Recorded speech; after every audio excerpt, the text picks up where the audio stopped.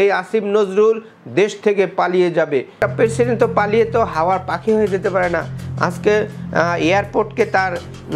Airport থেকে যেতে তার অনেকগুলো ফর্মালিটি এবং নিয়মকানুন পালন করতে হয়। সেই নিয়মকানুন পালন ওখানে আমরা যখন বাইরে যাই বিভিন্ন ধরনের চেক ব্যাক করে তারপর আমাদেরকে ইমিগ্রেশন পারমিশন দেওয়া হয়।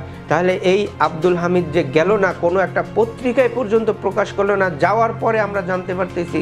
তাহলে এই যে প্রশাসনের ভিতরে আজকে সর্ষের ভিতরে কি ভূত, না ভূতের ভিতরে সর্ষে।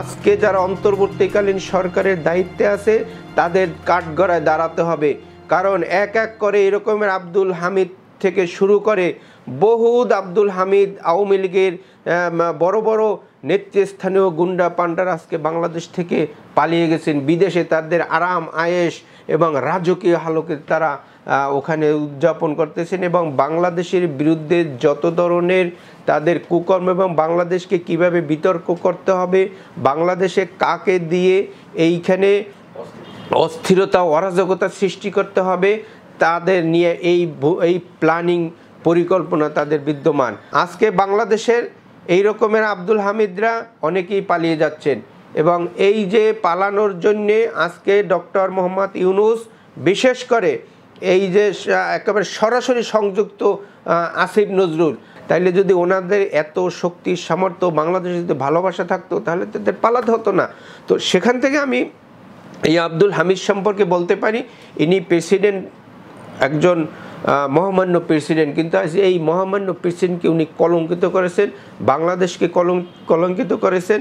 এবং এখানে বিশেষ করে আমি যেটা বলতে চাই, এই সুবিধাভোগী আওয়ামী লীগের প্রেসিডেন্ট আব্দুল হামিদ এই যত বাংলাদেশের ফ্যাসিস্ট হওয়ার জন্য শেখ হাসিনাকে ফ্যাসিস্ট বানিয়েছে এই আব্দুল হামিদ, বাংলাদেশের যে তত্ত্বাবধায়ক সরকার এবং যেখানে ওই যে বিচারপতি একে খায়রুল হক যে বিচারের যে উনি পরবর্তীতে রায়ের যে প্রকাশ করেছেন সেই রায়ের জন্য এই আব্দুল হামিদ পরিপূর্ণভাবে দায়ী, কারণ কোনো ভূমিকা পালন করে নাই বাংলাদেশকে রক্ষার জন্যে।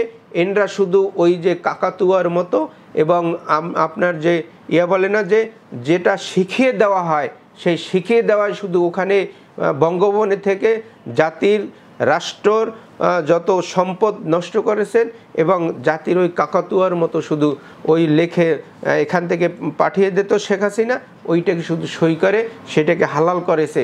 এখানে আজকে বাংলাদেশের এই রকমের আব্দুল হামিদরা অনেকেই পালিয়ে যাচ্ছেন এবং এই যে পালানোর জন্যে আজকে ডক্টর মোহাম্মদ ইউনূস বিশেষ করে এই যে একেবারে সরাসরি সংযুক্ত আসিফ নজরুল বলেছেন যে আমি যদি ক্ষমতায় যেতে পারি, যেভাবে ক্ষমতায় যেতে পারি, আমি বাংলাদেশকে মানে 2 মাস বা 3 মাসের ভিতরে বাংলাদেশে মানুষের জনগণের কাছাকাছি, হ্যাঁ উনি জনগণের কাছাকাছি, আগামীতে এই আসিফ নজরুল দেশ থেকে পালিয়ে যাবে, কারণ এই যে ওনার কিছু সংশ্লিষ্টতা আছে এবং অর্থ আয়ের জন্য একটা যথার্থ পদ।